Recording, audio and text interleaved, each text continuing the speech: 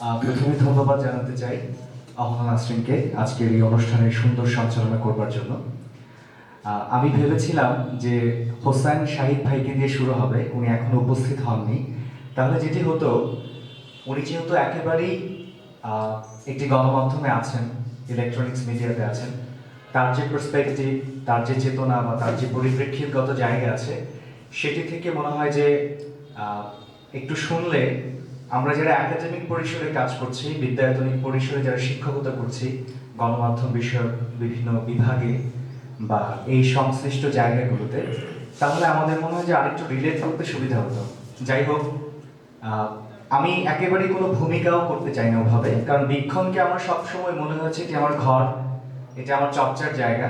আমার যতটুকু মনন বা আমার সৃজনশীলতার জায়গা বিকশিত হয়েছে, সেই জায়গা থেকে বীক্ষণের ভূমিকা আছে। আর সত্যিকার অর্থেই আজকের এই আয়োজনটি আমার জন্য অনেক সৌভাগ্যের একটি আয়োজন, কারণ বীক্ষণে এর আগে অনেকবার আমি আমন্ত্রিত অতিথি হয়ে এসেছি শুনবার জন্য। তো সৌভাগ্যবশত একবার আলোচকও ছিলাম, নির্ধারিত আলোচক না থাকার জন্য সেটি, কিন্তু আজকে দীর্ঘ 10 বা 12 বছরের যে বীক্ষণের সাথে সংযুক্তি বা যে জিনিসটা আছে, সেটির একটি পরিক্রমায় আজকে এই আলোচনা করবার জন্য মঞ্চে উপবিষ্ট আছেন আজকের এই আলোচনা সভার সম্মানিত সভাপতি, আমার শ্রদ্ধেয় শিক্ষক এবং রুবায়েত ফেরদৌস স্যার আছেন, যিনি এখানকার মুখ্য আলোচক, এবং এই বীক্ষণের সঙ্গে যারা সংশ্লিষ্ট সকলকে আমি শুভ সকাল, শুভেচ্ছা জানাচ্ছি। প্রথমত, আজকের যে আলোচনার বিষয় সেটা আমরা জেনেছি যে আমাদের গণমাধ্যম ও সংস্কৃতি। এখানে আমরা দুইটা প্যারামিটার্স আসলে পাই, বা দুইটি জায়গা পাই, দুইটি শব্দ আমরা পাই। যদি এগুলোকে আমরা একটু একাডেমিক দৃষ্টিকোণ থেকে বিশ্লেষণ করতে চাই বা বলতে চাই, তার একটি ভিন্নমাত্রিক পরিপ্রেক্ষিত দাঁড়াবে, এবং তার ভিন্নমাত্রিক কাজের জায়গা, বৈশিষ্ট্য বা প্রকরণগত যে জায়গা আছে সেটি দাঁড়াবে। প্রথমত হচ্ছে গণমাধ্যম আসলে কি এবং সংস্কৃতি, দুটি বিষয় সম্পর্কে আমাদের আলাদা করে একটু জানবার এবং বুঝবার জায়গা রয়েছে। আমি একেবারে, এটা যেহেতু কোনো একাডেমিক সেমিনার না বা একাডেমিক কোনো জায়গা না, একেবারেই মুক্ত আলোচনা, দৃষ্টিভঙ্গিগত জায়গা বা বিষয়গুলো, সেই জায়গা থেকে আমি একাডেমিশিয়ান হিসেবে যে আলোচনা সেই দিকে যাব না, একেবারে সহজ এবং সরল রৈখিক একটা জায়গা থেকে আমি জিনিসটাকে করব। তো গণমাধ্যম, গণমানুষের মাধ্যম, আমি একেবারে সহজভাবে যেটা বিশ্লেষণ বা বলতে চাই, এখন গণমাধ্যমের ব্যাপ্তি, গণমাধ্যমের যে পরিসীমা, সেটির অনেক ধরনের বিস্তৃতি ঘটেছে। যেই মাধ্যমের মাধ্যমে, বা ইংরেজিতে আমরা যে কোনো ম্যাস মিডিয়া বলছি, যেই মিডিয়ার মাধ্যমে আমরা হচ্ছে ম্যাস পিপলের সঙ্গে বা সাধারণ জনগণের সঙ্গে টপ টু বটম, একেবারে উপর থেকে নিচতলা পর্যন্ত যাদের সাথে আমরা কমিউনিকেশন করতে পারি, বা একটা কমিউনিকেশন প্রসেসের বা ওয়ে তৈরি হচ্ছে, সেটাকে আমরা বলছি গণমাধ্যম, একদম সহজ অর্থে যেটা বলছি। আমার মনে হয় যে রুবায়েত স্যার আছেন, উনি আরো একাডেমিক কনক্রিট জায়গা থেকে স্যার বিশ্লেষণ করবেন পরবর্তী সময়। আমি একদম প্রাইমারি বা প্রিলিমিনারি স্টেজে যে জায়গাটা বলতে চাই সেটা একটু বলার চেষ্টা করছি আর কি। তো এখন আমাদের এই বাংলাদেশে স্বাধীনতা পূর্ববর্তী এবং স্বাধীনতা পরবর্তী সময়, আমি স্বাধীনতা পরবর্তী সময় থেকেই আসবো, সেই জায়গায় যেটি হচ্ছে যে আমরা অনেকগুলো গণমাধ্যমের আঙ্গিকগত জায়গা বা বৈশিষ্ট্যগত জায়গা আমরা আসলে লক্ষ্য করি। সেটা কি? আমরা মোটা দাগে যদি বলতে চাই, প্রথমত হচ্ছে আমাদের প্রিন্ট মিডিয়া, যেটি হচ্ছে আমাদের ছাপানো যে পত্রিকার কথা বলছি, ম্যাগাজিন হতে পারে, আরো অনেক ধরনের বিষয় হতে পারে, ভাঁজপত্র হতে পারে, সেটি একটা ব্যাপার। আরেকটি হচ্ছে ইলেকট্রনিক্স মিডিয়া, যেটা আমরা টেলিভিশন, রেডিও, এখন আমাদের নিউ মিডিয়া। নিউ মিডিয়া বলতে আমরা সোশ্যাল মিডিয়াতে যে ধরনের জিনিস দেখতে পাচ্ছি, ডিজিটাল কন্টেন্ট মেকিং এর প্ল্যাটফর্মেও কিন্তু এখন আমরা মিডিয়া হিসেবে ব্যবহার করছি, গণমাধ্যম হিসেবে ব্যবহৃত হচ্ছে। ইভেন আমাদের যে সোশ্যাল মিডিয়াটা আছে, ফেসবুক, এটিও কিন্তু এখন খুব শক্তিশালী একটি গণমাধ্যম।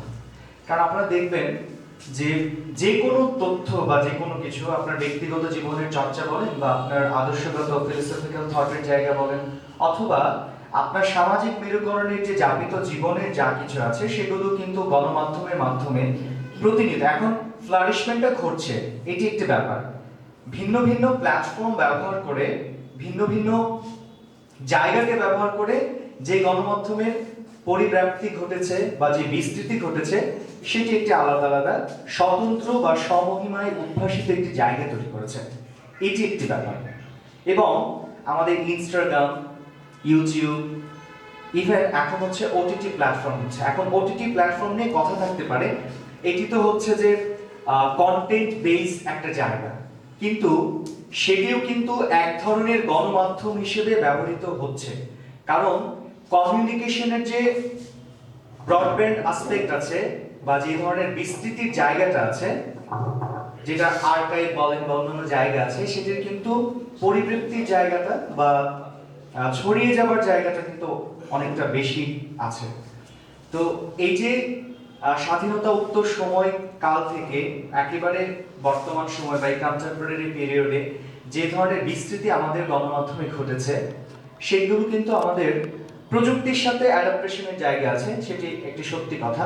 এবং প্রতিনিয়ত আমাদের ছাপাখানার সেই শুরুর জায়গা থেকে শুরু করে বর্তমান টেলিভিশন বা ইউটিউব, ফেসবুক, এই জায়গাটা যে তৈরি হয়েছে, এখন যে কন্টেম্পোরারি সিচুয়েশন বা এই কনফ্লিক্ট বাস্তবতার জায়গায় যেটা আমরা দেখছি, সেটি একটি বিস্তৃত পরিসরের জায়গা রয়েছে।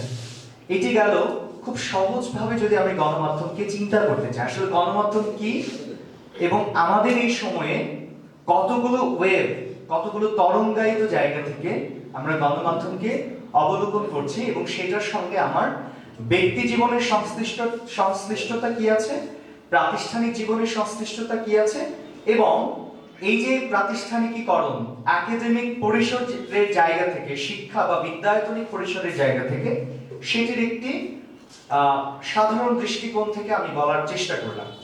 তারপরে যে প্যারামিটারসের কথা বা যে মানে শব্দটি, সেটা হচ্ছে সংস্কৃতি। আমরা আসলে সংস্কৃতি এমন একটি বিস্তৃত জায়গা যেটির মধ্যে ভাষা, খাদ্যাভ্যাস, সামাজিক রীতিনীতি, ধর্ম, সমস্ত কিছু মিলে সংস্কৃতি।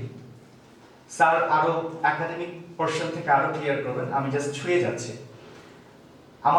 আমি যে জিনিসটাকে ফোকাস করতে চেয়েছি সেটা হচ্ছে যে ইন্টার রিলেশনশিপটা আসলে কি, ম্যাস মিডিয়া এবং কালচার, গণমাধ্যম এবং সংস্কৃতির আন্তঃসম্পর্কের জায়গা, এবং সেটা কিভাবে আমাদের এই সোসাইটিতে রোল প্লে করছে, সেটা আমাদের সোসাইটিতে কিভাবে এক্সিস্ট করছে, এবং এই বর্তমান বাস্তবতায় আমরা আসলে এই দুটি শব্দকে নিয়ে যখন আলোচনা করছি এই একবিংশ শতাব্দীর জায়গা থেকে, নিউ মিডিয়ার যুগে, সেটির একটা বৃহৎ পরিপ্রেক্ষিত আসলে কি হতে পারে, এক ধরনের ফিলোসফিক্যাল থটের জায়গা এবং প্র্যাকটিক্যাল গ্রাউন্ডে সেই জায়গাটা কিভাবে কাজ করছে, এবং আমাদের করণীয় কি, ভবিষ্যতে কি হবে, বর্তমান সিচুয়েশনে কি হয়েছে, সেগুলো কিন্তু দেখার বিষয়। এখানে যখন আমি প্রবেশ করলাম, আমি একটু গল্প দিয়েই বলতে চাই। সেটা হচ্ছে যে একজন বয়োজ্যেষ্ঠ মানুষের সঙ্গে, উনি আমার কলেজের বড় ভাই, তার সঙ্গে কথা হচ্ছিল, যে উনি বলছিলেন যে ভাষা অনেকাংশেই ক্ষতিগ্রস্ত হয়েছে বা হচ্ছে। আমি নিজেও ইংরেজি শব্দ ব্যবহার করছি, এটি আসলে খুব সচেতনভাবে পরিহার করার চেষ্টা করলেও মানে আমার সীমাবদ্ধতার জায়গা থেকে পাচ্ছি না, এই কারণেই যে আমরা যে বিশ্ববিদ্যালয়ে কাজ করি বা যেখানে পড়াচ্ছি, সেখানে শতভাগ ইংরেজিতে পাঠদান করতে হয়, এবং বিদেশি ছাত্র থাকার জন্য অভ্যাস বা চর্চাগত জায়গায় সেই শব্দগুলো খুব মানে সূক্ষ্মভাবে আমাদের ভেতরে গেঁথে গেছে বা হয়ে গেছে। তো সেই টার্মগুলো বা সেই জায়গা থেকে যখন বলতে চাই তখন এটা আসে। আসলে সংস্কৃতির কথা বলছিলাম যে ভাষার সাথে যে আন্তঃসম্পর্কীয় যোগাযোগ, সেটির রিটেন যে ফর্ম বা লিখিত যে জায়গা আছে, সেটি আমরা কাজ করার চেষ্টা করি। আমরা প্রথমত এখানে দুটো বিষয়কে পেলাম, গণমাধ্যম এবং সংস্কৃতি। আমার মতো করে একেবারে সহজভাবে আমি চেষ্টা করলাম যে এই দুটো জিনিসকে ছুঁয়ে যাওয়ার জন্য। পরবর্তী সময়ে আরো একাডেমিক মানে ক্লারিফিকেশন থাকবে, ডেফিনিশন থাকবে, আরো কিছু টার্মস থাকবে, প্যারামিটারস থাকবে, এবং ইন্টার রিলেশনশিপের যে জায়গাটা আছে সেগুলোকে আরো যারা আলোচকরা আছেন সেগুলো করবে। এবং ভালো তো আমি বলছিলাম যে শাহিদ ভাই যেহেতু আসছে, শাহিদ ভাইয়ের পরে বললে মনে হয় আরো ভালো হতো, কারণ উনি একেবারে প্র্যাকটিক্যাল ফিল্ডে কাজ করছে, এবং যারা প্র্যাকটিক্যাল গ্রাউন্ডে কাজ করছে তাদের সাথে একাডেমিশিয়ানদের কিছু কিছু জায়গায় সূক্ষ্ম পার্থক্যের জায়গা রয়েছে, সেটা আঙ্গিকগত এবং প্রকরণগত জায়গা থেকে। কিন্তু যারা প্র্যাকটিক্যালি কাজ করছে তারা আমাদের থেকে আরো বেশি বাস্তবতার জায়গাটাকে উপলব্ধি করতে পারে এবং ছুঁয়ে যেতে পারে। প্রথম কথা হচ্ছে আমরা বললাম নানা ধরনের গণমাধ্যমের কথা আমরা বললাম। প্রতিনিয়ত এই কন্টেম্পোরারি পিরিয়ডে বা এই কন্টেম্পোরারি ওয়ার্ল্ডে, সমসাময়িক বিশ্বে প্রতিনিয়ত গণমাধ্যমের ধারণা চেঞ্জ হচ্ছে, পরিবর্তন হচ্ছে। কারণ প্রযুক্তি আমাদের আষ্টে পৃষ্ঠে এমনভাবে জড়িয়ে আছে, সকালবেলা ঘুম থেকে উঠেই আপনি ফেসবুক স্ক্রল না করলে মনে হয় কি জানি মিস করে গেলাম, কি যেন হয়ে গেল।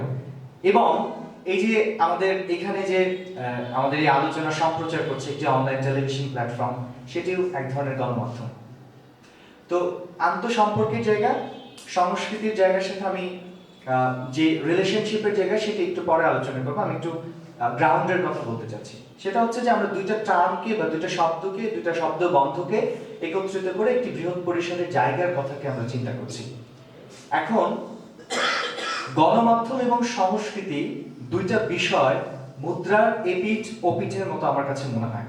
কেননা আমরা সংস্কৃতির যে বর্ডার লাইন আছে বা সংস্কৃতির যে উপাদানগুলো আছে, নানাবিধ বিষয়, সেগুলোকে প্রকাশ করার জন্য বা সেগুলোকে প্রকাশমান করার জন্য সেটি লিখিতভাবে হতে পারে, অথবা ভিজুয়াল ডকুমেন্টেশনের জায়গা হতে পারে, অথবা অডিও ভিজুয়াল হতে পারে। এখন নানাভাবে সেটা হচ্ছে। যদি আমরা প্রিন্ট মিডিয়ার বাস্তবতায় বলি, আমাদের ভাষাকে সংহত করার জন্য, আমাদের ভাষার যে নান্দনিক অবস্থানকে তুলে ধরবার জন্য, এবং আমাদের যে কালচারাল রিপ্রেজেন্টেশন ঘটছে বা সাংস্কৃতিক যে উপস্থাপন ঘটছে, প্রতিনিয়ত যে সমস্ত বিষয় ঘটছে, সেগুলোকে কিন্তু গণমাধ্যমের মাধ্যমে আমরা প্রতিনিয়ত উপস্থাপিত করছি, উপস্থাপন হচ্ছে।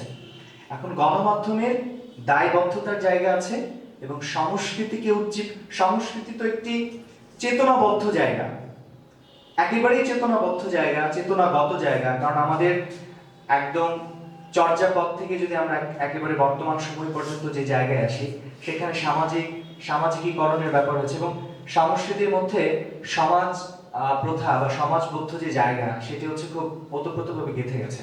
আমি একটু আদিবাসীদের প্রসঙ্গ জানতে চাই। সেটি হচ্ছে যে আমরা জানি, আমি যে সংস্কৃতির কথা বললাম, এখানে সামাজিক সাংস্কৃতিক নানান উপাদান, ধর্ম, বর্ণ, ভাষা, গোত্র সবকিছু নিয়ে আমাদের বাঙালি সংস্কৃতিটা হয়েছে। এবং অনেকেই এই বিতর্কে যেতে চাইবে যে একটা সম্প্রদায়ের ঘটনা ঘটেছে, কিন্তু প্রকৃত ইতিহাস সেটিকে নাকচ করে দেয়। আসলে কোনো সম্প্রদায় নাই। বাঙালির যে সমাজ সভ্যতা বা সংস্কৃতির যে বিস্তৃত ইতিহাসের জায়গা, সেটি যদি কেউ সঠিকভাবে পাঠ করে, এবং আমার মনে হয় যে ক্রিয়াভিত্তিক বাংলা ভাষা যেটি চর্চা আছে, অধ্যাপক রবি চক্রবর্তী এবং কলিম খান, ওনারা কলকাতার দুজন বিদেশি ভাষাতাত্ত্বিক, তাদের আলোচনা যদি কেউ শোনেন বা তাদের পাঠ যদি কেউ পড়েন, তাহলে আমরা যে সম্প্রদায়ের জায়গায় নেই এবং সম্প্রদায় আমাদেরকে ছুঁয়েও যায়নি, সেটি কিন্তু আমরা আসলে উপলব্ধি করতে পারবো। এবং সংস্কৃতির খুব গুরুত্বপূর্ণ একটা উপাদান বা এলিমেন্ট, আমি যদি সেটা বলি ভাষার কথা। আমি গারোদের প্রসঙ্গ কেন টানছি সেটা একটু বলি। সেটা হচ্ছে, স্যার এখানে আফজাল স্যার আছেন, উনি জানেন আমরা একসাথে ফোকলোর সেলে কাজ করতাম। তো সেই জায়গায় হচ্ছে গারো সংস্কৃতি নিয়ে কিছু কাজ করার সুযোগ হয়েছিল। আপনি লক্ষ্য করবেন গারোরা একটি শব্দ ব্যবহার করে, শব্দ বন্ধ ব্যবহার করে, সেটি হচ্ছে দাগ বেওয়া। আমরা যেটাকে বলছি সামাজিক এবং সাংস্কৃতিক প্রথা, গারোদের ভাষায় এটাকে বাংলা করলে, যেটা ট্রান্সলেট করলে যেটি হয় যে দাগ বেওয়া, তারা বলে দাগ বেওয়া। এবং সেটা কিন্তু তাদের ভাষা, সামাজিক রীতিনীতি, আচার আচরণ, কৃত্য বা প্রতিপালনযোগ্য যে বিষয়গুলো আছে সবগুলোকে নির্দেশ করে।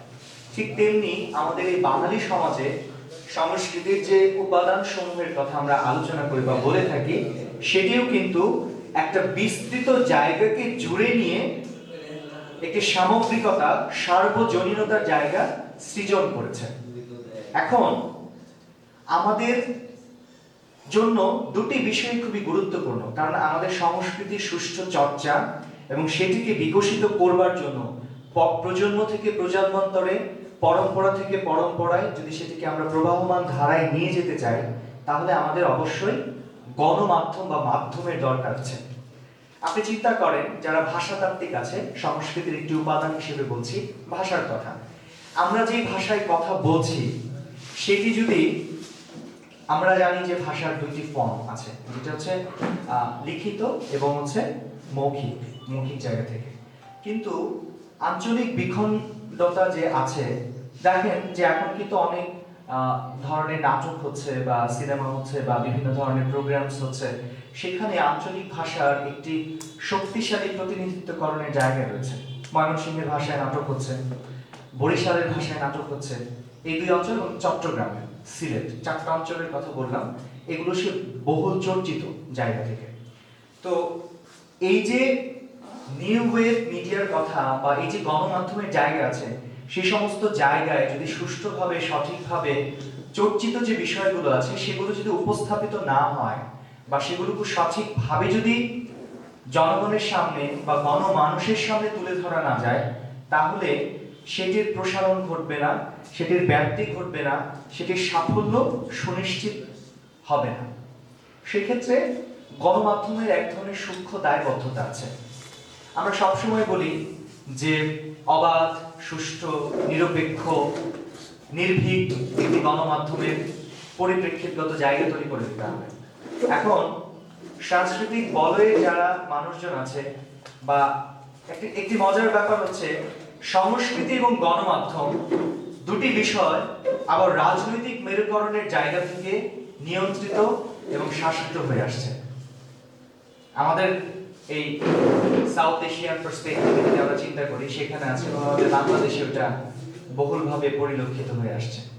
তো সেই জায়গায় এই যে মেরুকরণের জায়গা বা এই যে বিষয়গত বা আঙ্গিকগত যে জায়গা রয়েছে, সেটি আমাদেরকে আসলে উপলব্ধির জায়গা এবং সেটিকে আমাদের কিন্তু রিয়েলাইজেশন করতে হবে। এখন গণমাধ্যম যখন স্বাধীনভাবে কাজ করবে বা বলছে যে গণমাধ্যমের স্বাধীনতার দরকার আছে, সামাজিক এবং সাংস্কৃতিক আন্দোলন বা সামাজিক যে আমাদের কণ্ঠকে আমরা উচ্চারণ করছি, রেইজ করছি, ভয়েস রেইজিং এর যে ব্যাপারটা আছে, সেই গ্রাউন্ডটা যদি সঠিকভাবে নিশ্চিত করা যায়, তাহলে আমার কাছে মনে হয় যে গণমাধ্যম তার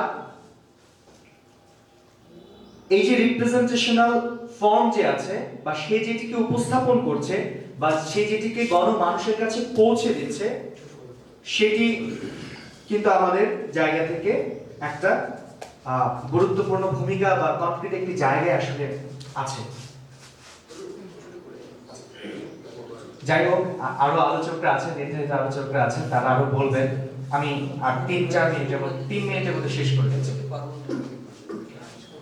একটি ব্যাপার হচ্ছে যে একেবারেই গণমাধ্যম এবং আমার বলার যে জায়গাটি আমি আসলে নির্ধারণ করেছিলাম, সেটি হচ্ছে যে গণমাধ্যম এবং সংস্কৃতির আন্তঃসম্পর্কের জায়গা এবং সেটি সমাজে কিভাবে চর্চিত হচ্ছে এবং সেটির প্রতিফলনের ফলে আমাদের সমাজে কি ধরনের ভূমিকা বা সমাজের কি ধরনের উন্নতি সাধিত হচ্ছে, সেই জায়গাগুলো। আরো আলোচকরা আছেন, আশা করি তারা আরো বিস্তারিত বলবেন। ওখান থেকে শর্ট করতে বলছে।